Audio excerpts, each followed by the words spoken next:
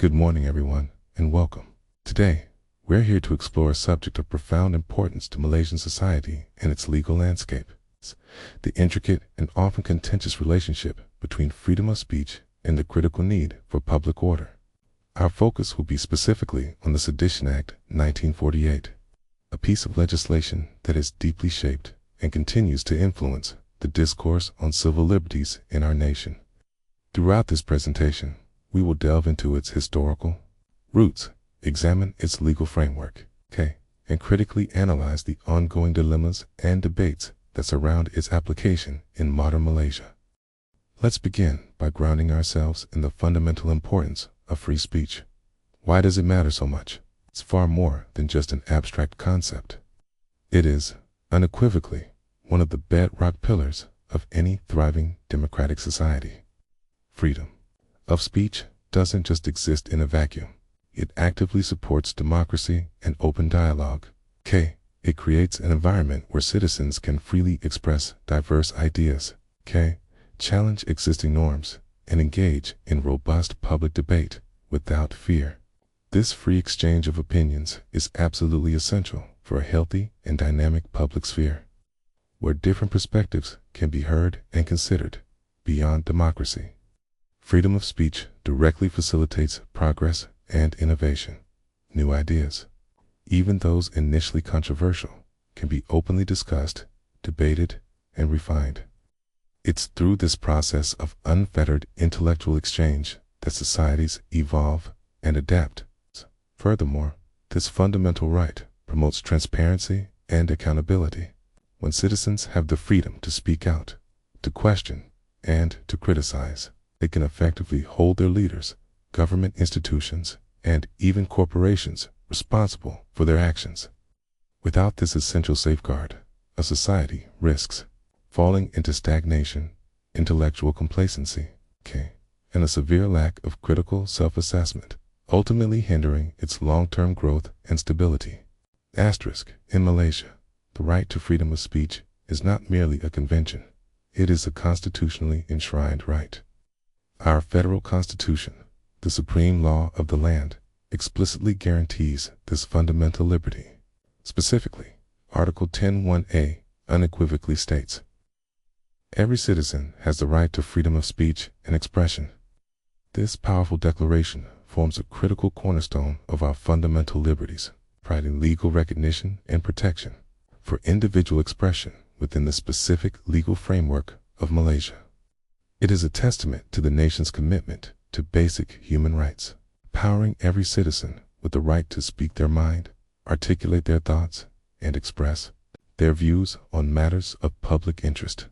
However, it is absolutely crucial to understand that this freedom is not, and has never been, absolute. The same federal constitution that grants this right also provides for its limitations.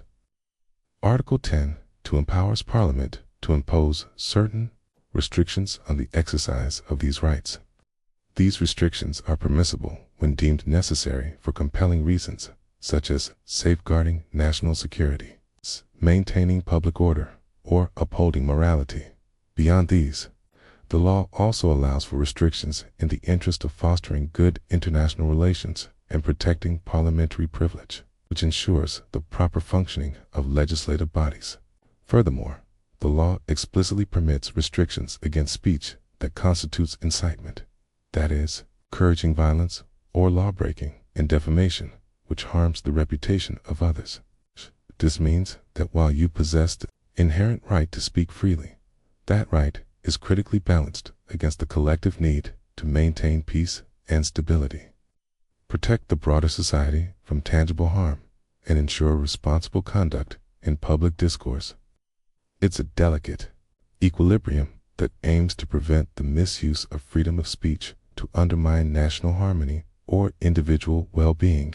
Against this constitutional backdrop, we encounter one of the most enduring, significant, and frequently debated restrictions on freedom of speech in Malaysia: the Sedition Act 1948. This is a legacy of the colonial era, a law initially introduced by the British colonial administration. Its primary, explicit aim during that period was to effectively suppress dissent and maintain control over a population increasingly seeking independence. Remarkably, even after Malaysia gained its independence, the Sedition Act was not repealed. Instead, it remained in force.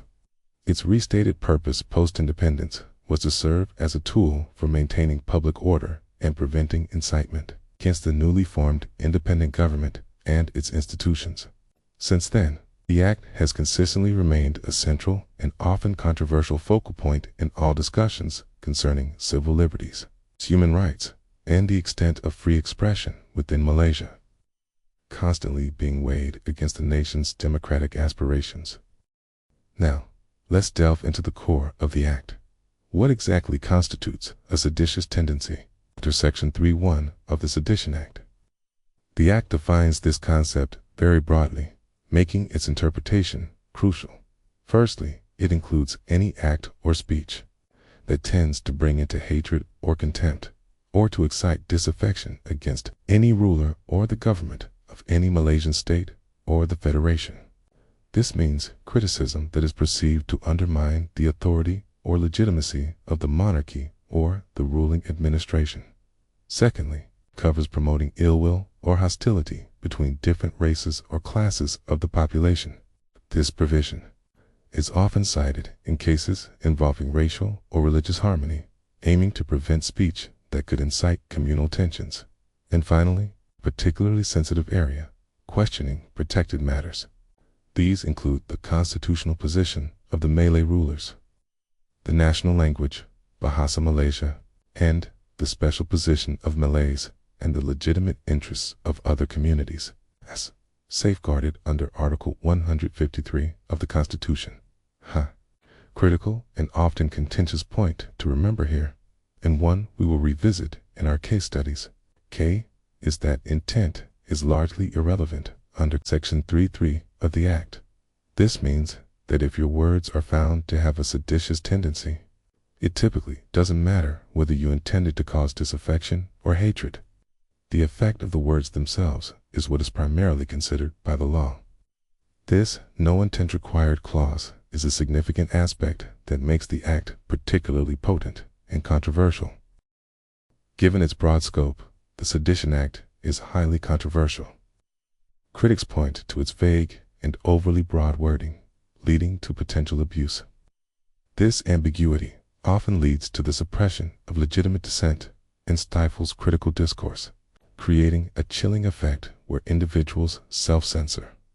Furthermore, the Act has been criticized by international human rights organizations and the UN for violating human rights standards and undermining democratic principles. To truly understand the Sedition Act's practical application and evolving interpretation, let's examine some pivotal case studies. Our first significant case is Public Prosecutor versus Karpal Singh, which unfolded between 2009 and 2016. Karpal Singh, a highly respected and prominent Malaysian lawyer and opposition politician, was charged with sedition. The charge stemmed from a statement he made during the complex 2009 Perak constitutional crisis, where he asserted that the Sultan of Perak could be sued initially. The High Court convicted him, finding his statement seditious. However, in a landmark development in 2016, the Court of Appeal overturned this conviction. Their reasoning was crucial. They ruled that the intent to incite hatred or disaffection mattered. They recognized that for a statement to be seditious, there must be a criminal intent behind it, not just the mere act of uttering words. The court emphasized the vital protection for legal and political speech in a democracy, acknowledging that lawyers and politicians must be able to express opinions, even controversial ones, without immediate fear of sedition charges. This decision was hailed as a progressive step as it introduced mens rea, or guilty intent, as a necessary requirement for a sedition conviction, offering a more nuanced and rights-respecting interpretation of the Act. Hot on the heels of the Karpal Singh case, we have another highly influential case, Public Prosecutor versus Azmi bin Sharam. Azmi, a distinguished law professor, found himself charged under the Sedition Act for remarks he made concerning the very same 2009 PAYRAC constitutional crisis, which were published in an online article.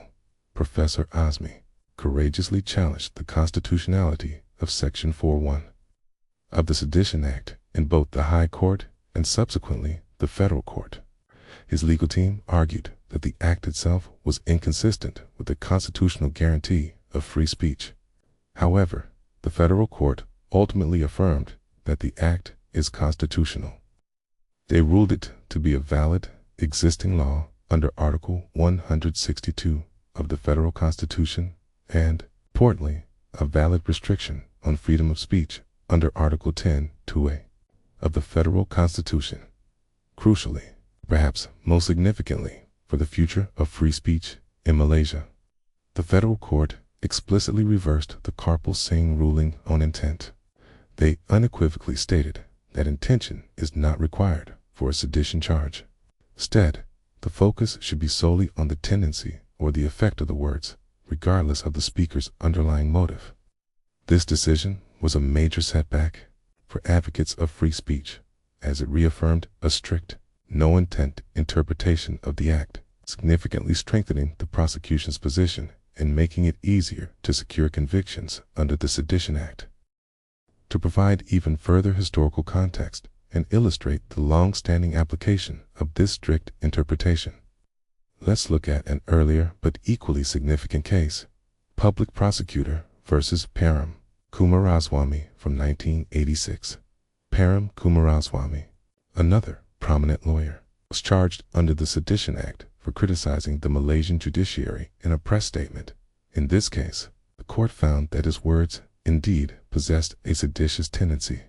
This ruling reaffirmed, even in 1986, intent is largely irrelevant under Section 3.3 of the Act, setting a precedent for the no-intent approach that would be re-established in Azmi Sharam's case.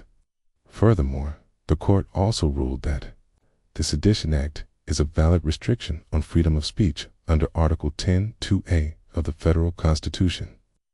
Consistent with later judgments, this case serves as a clear, earlier precedent, solidifying the strict interpretation regarding the irrelevance of intent and powerfully showcasing the long-standing application of the Act, particularly against any criticism of crucial public institutions like the judiciary.